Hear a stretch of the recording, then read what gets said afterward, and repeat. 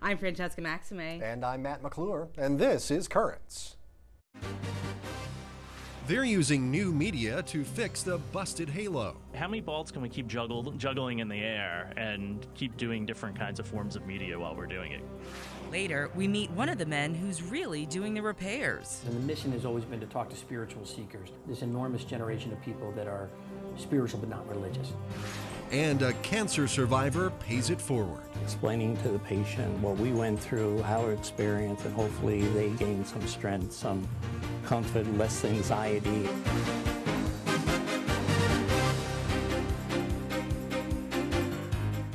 Good evening. Well, podcasting is a fairly recent invention, but in the very short time that it's been around, it really has exploded all over the place. Radio stations, TV stations, and even some bloggers out there might, have their own podcast. You can even go to our own website and download the podcast of Currents. That's right, full episodes right there online, the audio version, that is. A few years before Currents debuted, though, the Paulist sponsored a website and a podcast, both called Busted Halo. And not long ago, I headed out to Midtown Manhattan to their studio for a first-hand look. Okay, we have a question this week. Yeah, Angels and Demons. Oh, right. Okay.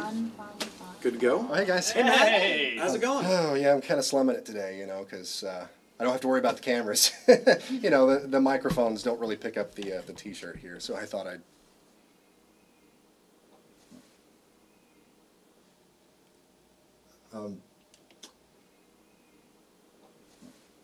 All right, let's do this.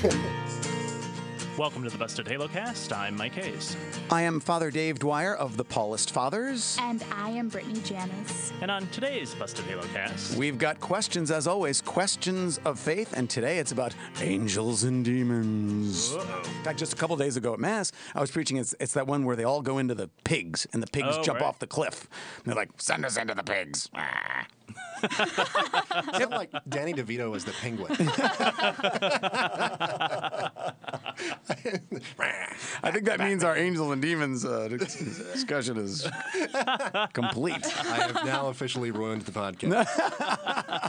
I will be exiting now. No, you've rounded it out nicely, I think. Yeah. So, Matt, what brings you by? This is all part of a technology series that we're doing on Currents. And what I wanted to do was kind of see what types of technology are being used, in this case a podcast, to reach people and to spread the Catholic message. So my question for you guys would probably be, where did this all start? Where did that start? Funny you should ask. It turned out Father Dave and I both have a radio background. Father Dave was a crazy rock and roll DJ. And Happy Dave in the morning. That's so awesome. and I did some sports stuff and some news stuff and produced talk shows and things like that. And someone came up to us and said, you guys should do podcasting. And this was what, 5 years ago now? Yeah, I'm good with math. So we ended up just putting it together, and we said, well, okay, now we know how to do this. What do we want to podcast? And from our own pastoral experience, we found that most people just want an answer to a question. And so we figured, well, that's what people need. That's what people want. Let's do that via podcasting.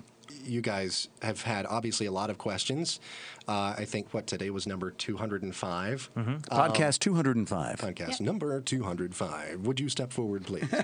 No, you're the next contestant on. No, but what, I guess, are some of the more interesting questions that you guys have answered? Where did demons come from? Well, what did Thomas Aquinas have to say? I think my favorite one was the other day. We had someone ask, does the near occasion of sin, is the near, putting yourself in the near occasion of sin a sin itself? Mike and I being like, so here are some near occasions of sin you could find yourself in. It's always fun. So don't. So don't. Right. I missed that one because of a near occasion of sin. I don't think so. No, I injured myself or That was something. your knee. Oh, yeah. What kind of other things does Busted Halo do? What kind of other things do you do? I know you, Father, do a Sirius show? Sirius XM satellite radio. We're on 5 nights a week. And Mike was around at the foundation of BustedHalo.com, which is our web magazine. Basically, it's a web magazine that Bill McGarvey, our editor-in-chief, runs upstairs. And he does basically, faith, everyday life, not so far apart. And we do one different article every day. It's basically, we say, how many balls can we keep juggling in the air and keep doing different kinds of forms of media while we're doing it? Because that's where people are. Your name, at least in our office at NET has become so synonymous with the Googling God thing that I actually had written down on my notes, Mike, the God Googler Hayes. Your boss, Deacon Greg, had a picture of him and me on his blog. It said the Deacon and the God Googler. That's great. That was funny. So, well, apparently I wasn't the first to coin the phrase. I thought I had come up with something, a little witty, but apparently... No. Net TV. Right. It's new evangelization television. That is it. Not your grandmother's Catholic TV. Well, Matt, we hope you had a good time here on the podcast. I had a great time. Thanks for having me, guys. Matt McClure, it's netnewyork.net. That's it. Oftentimes, I don't get to see the behind the snes at the Busted Halo cast, so this will be cool. Yeah. Get to see what we all look like. Well, maybe don't check it out. If you're watching us on net, give us a call, 917-591-8476. We'll answer your questions of faith as well, here on the Busted Halo cast. Well, there's so much fun over there. Absolutely. And they were very happy to have you in there to showcase them doing their podcast. Right. It was it was a podcast and a TV show all at the same time. It's kind of cool. So I mean, but they do a lot of great work there, of course, reaching out with all different kinds of media. And I was thrilled the fact that I thought I didn't have to wear a suit going in there. I know. He was chill out day that day. Apparently. Well, while I was there, I also sat down for an interview with the editor-in-chief of Busted Halo. He had some interesting insight into how the church can reach young people, and we'll have that a little bit later on. And I have a new wardrobe on my person as I did that interview. Yes, you do. Like the time, Matt. Well, stay with us. There is much more current straight ahead. Coming up, a mass of remembrance for the Grunt Padre. That and the rest of the day's headlines are straight ahead. And find out why this eatery gets a 5-star rating from the Vatican.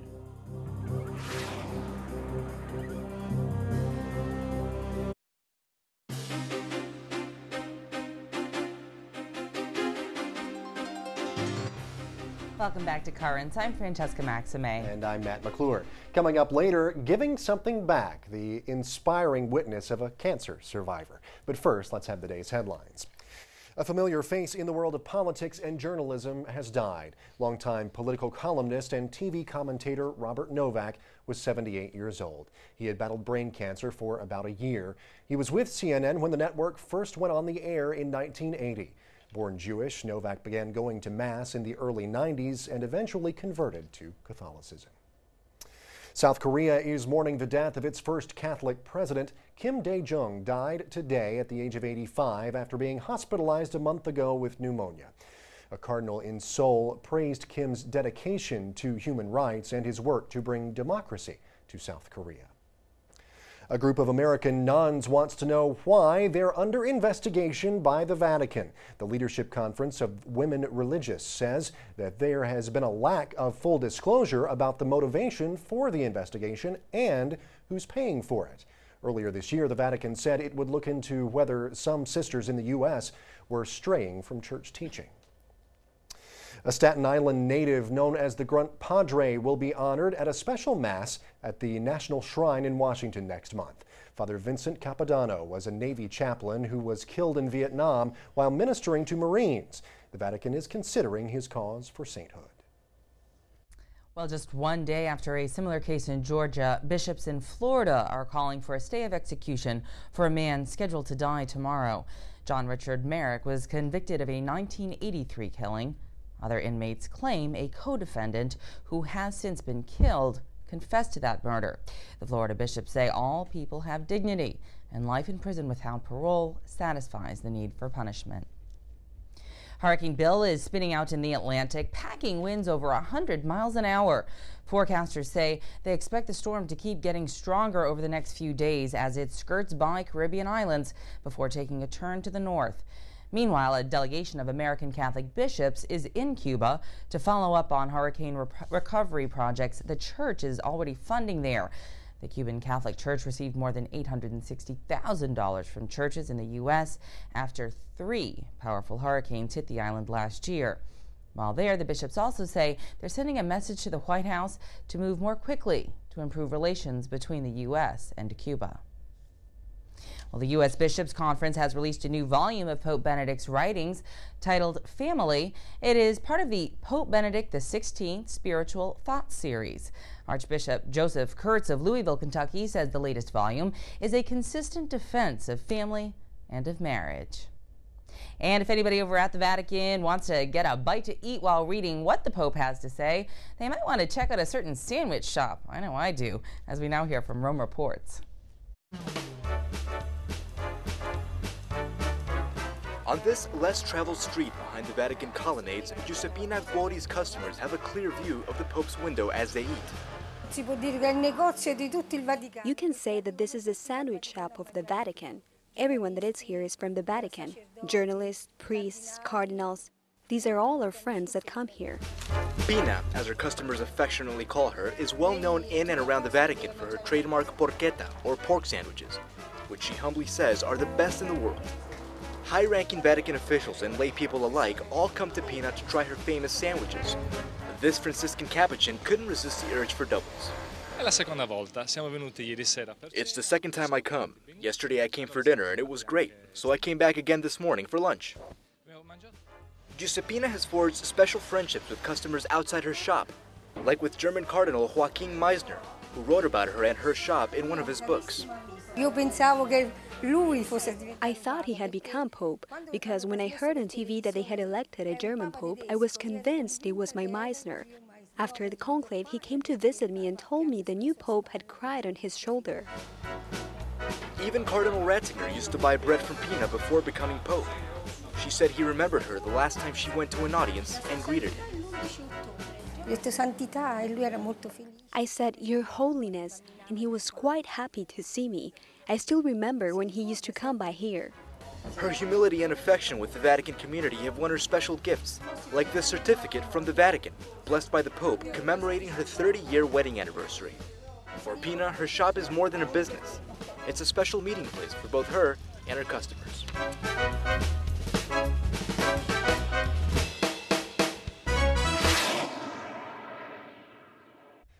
Boy, I picked a bad time to go on a diet. That's what I'm talking about. Porchetta. It looks so good.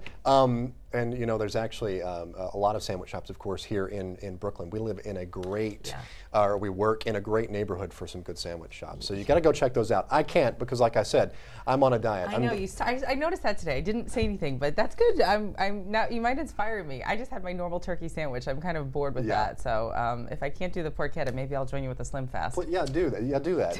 Lunch in a can. It's always great. In liquid form.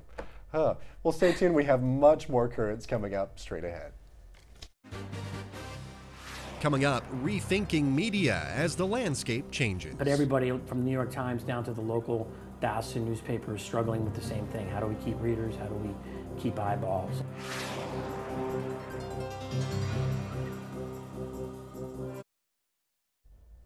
Welcome back. Well, a little earlier on in the show, we saw part of a podcast that Matt went over there and he recorded with the guys over at Busted Halo. I did, and it was a lot of fun, and I was in a t-shirt for that part of it, but while I was there, I wanted to change into a suit and sit down and actually look professional to speak with the website's editor-in-chief, Bill McGarvey.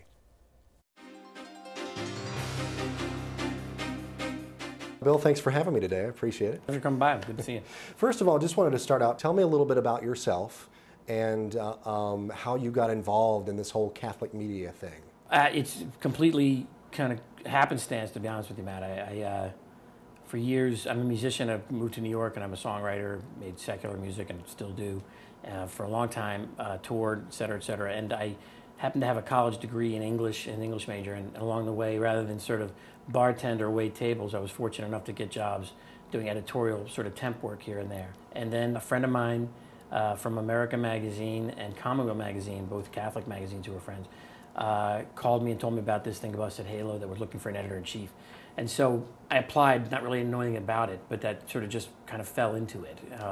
So I wasn't looking, I'd never worked for a church organization or for Catholic media at all, so I've been making it up as I kind of go along. You know?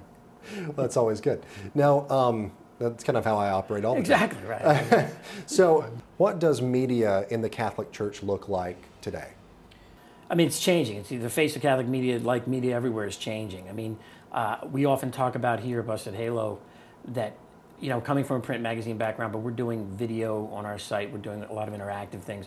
I don't really think of us as doing magazines as much as we're doing media now, and that means everything from longer form video to short form video to audio to text to more interactive features. So I think that's where media in general is moving. We talk about Web 2.0. The fact of the matter is, nobody's on the cutting edge, as far as I can tell. Nobody knows where the edge is anymore. It just keeps expanding out like a large sort of puddle or some water form. You can substitute whatever you want there. So I think it's always been, it's tough to sort of to put your finger on it. I think the Catholic Church, unfortunately, a lot of Catholic organizations are a little frightened of a lot of new media because it's a lot less controllable. It's not we print it, you get it. It's we print it, you comment, and that interactivity can be frightening if you have a message you want to get out there that sometimes might be at odds with the institutional message. So it is a learning curve that I think is happening, and we do a lot of Busted Halo to try to talk to a lot of people throughout the church who do media about what the new media landscape is.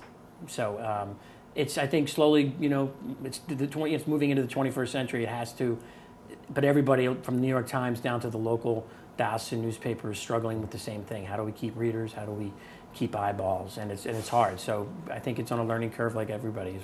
Maybe a little behind the curves a lot of times, except for, of course, the net, which is way, I mean, so far advanced. We only hope someday to be where you all are. Well, you talked a little bit about people maybe being a little nervous about using this technology and some controversy surrounding that. What about controversy with the types of stories that Catholic media covers? Have there been controversies regarding that?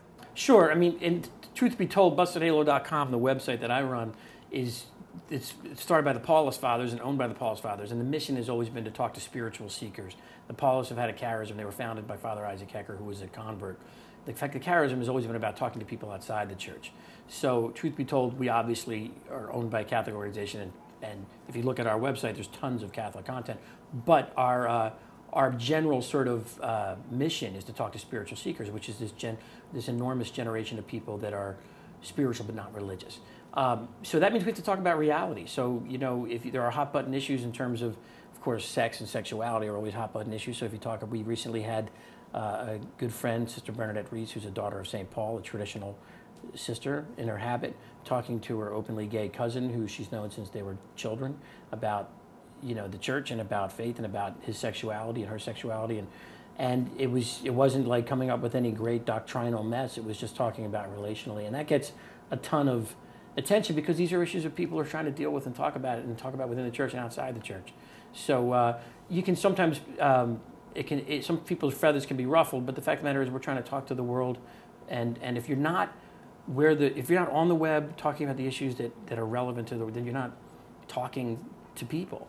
And I always liken it to, like, you know, St. Paul didn't go 12 miles west of Thessalonica and say, come to me, talk to me. He went to Thessalonica and talked. You got to be where people are. If you're not there. Yeah. So. Do you think that the church, that the Catholic Church in particular, is doing enough in regards to using media today? It's still changing, and I think it's of course the Catholic Church is an enormous, you know, billion strong, and it's got lots of, you know, sort of affiliates around the world, lots of dioceses. So it depends on where you're talking about. Obviously, places like Brooklyn, they're really trying to embrace technology. Other places are a little more reticent, and it's getting. But I think those people are changing because they realize this is just where everybody has to go, and that while the downside might be certain levels of control might not be there that they were with print media, that they're still to not be there is a bigger wrong than to take that risk. Right, Bill. Well, thanks for having me over. I appreciate it. Thanks for being here. Bill McGarvey, the editor-in-chief of Busted Halo. You got to go where the people are, and that's exactly what Busted Halo strives to do, I think, and what the Paulist Fathers as a whole group try to do as well. Yeah, and it's part of what we try to do. Use all the different sort of tentacles to sort of reach people and deliver different messages in different ways. You know, we don't all like turkey sandwiches. Some of us like, so you know what I mean? Like, it's different ways of absorbing the message and the messages depending on what your flavor is. Should never have said anything about me being on a diet. Now every like illustration Just is here going to be to about torture food. the Matt McClure. That's Right. what I'm doing. That's all we all live to do, except for me, of course. And I have also written more about my visit over to the folks at Busted Halo on the Currents blog. And to get there, you just go to netny.net/currents, click on Riding the Wave. I'll also let you know how you can check out the Busted Halo podcast and website for yourself. Coming up, after surviving a serious illness, how one man is trying to give something back, one patient at a time. These poor people were subject to the same problem that I was, and how could I make their journey better?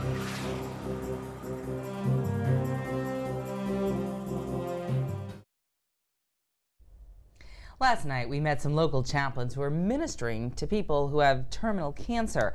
Well, tonight, we want to show you a cancer survivor who's actually paying it forward to help other people. Well, like so many people, his diagnosis came unexpectedly, but he survived it, and now he's helping others deal with this disease. That's why we've chosen him as this week's Salt of the Earth. My name is Bart Frazita. I'm a Catholic by tradition, spent 16 years in the Catholic education system. I had an athletic scholarship at St. John's, as well as meeting my wife at St. John's. She was my college sweetheart. We've been married 46 years. We have 2 daughters. They're married to their first husbands, and they've given us 7 grandchildren.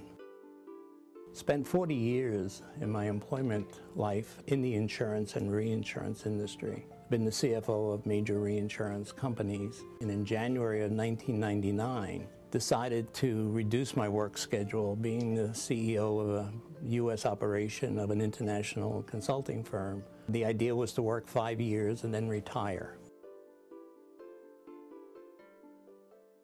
And lo and behold, in December of 1999, I was diagnosed with esophageal cancer. Went through chemo radiation, which was 24 hours a day, 5 days a week for 6 straight weeks, and radiation during the same time. Literally every plan that you had, every thought process of what you're going to do in the next 5 years gets cut in half, that you may not be here. So I felt if I brought a spiritually sound person to the experience, if God was on my side, if God sat on my shoulder, and we went through this together, that would help me through it. It'd be easy for me to write a check and say thank you for what Sloan Kettering have done for me. But in reality, I wanted to do something, wanted to give something back. I felt that there was so much anxiety in preparing for surgery that the best place for me to be would be prior to that, meeting patients as they were learning about the cancer. And we worked out a plan where I would be part of the initial team that would talk to a new patient coming with this cancer. The thought was these poor people were subject to the same problem that I was, and how could I make their journey better? Patient-to-Patient program is a program here at Sloan that focuses on volunteers coming back to walk the journey with patients who have been through the disease that they went through. And there are probably about 50 or 60 people now participating in that program. The Patient-to-Patient program really deals with the body. And it's really explaining to the patient what we went through, our experience, and hopefully they gain some strength, some comfort, less anxiety as they go through the process. The potential of not being here tomorrow still sits in the back of my mind, and it is still there. I still take CAT scans. Now it's every 2 years, and that time period, a week or so before that scheduled event, your mind says, what happens if there's a recurrence? What happens if they find something? How will that change me? What will I do? Where's my focus? Where's my direction? And I take solace in knowing that my prayer life is good, and whatever God's plan for me, well, that's what we'll live with. It's not an end, it's a journey. And you're going from point A to point B, but it's not to say that you can go on, whether here or after. It's a continuation. It's not an ending. And it's hard to get that to a patient who doesn't have God as part of his life. And if he has God, or a lot of patients will turn to God because they don't know where else to turn. But if you've been part of that process all your life, you're not turning to him, you're asking, all right, where do we go from here? and leave it in his hands. Bart Frazetta there, our salt of the earth. And it's just so inspiring to see someone who's gone through such a difficult thing actually, take that experience and help others through that. Well, he can relate. Right. He knows what they need. He knows what they're feeling and thinking. I mean, everybody's different, but anybody going through that process obviously is going to have a lot of similar experiences, and being able to help them connect with their faith, I think, and he's connecting with his faith that way is really nice. It's a big help. Well, that's it for this edition of Currents. Coming up tomorrow, lending a hand to those who have no place to call home. That and more on tomorrow's edition of Currents. And remember, you can always watch us online. The address is netny.net/currents, and you can watch clips of the show and meet the people who make Currents happen over there as well. And you can also follow us on Twitter. Just go to twitter.com/currentsny. You get the latest updates on the show and on what we're doing. So for all of us here at Currents, I'm Matt McClure. And I'm Francesca Maxime. We thank you for watching and have a great night.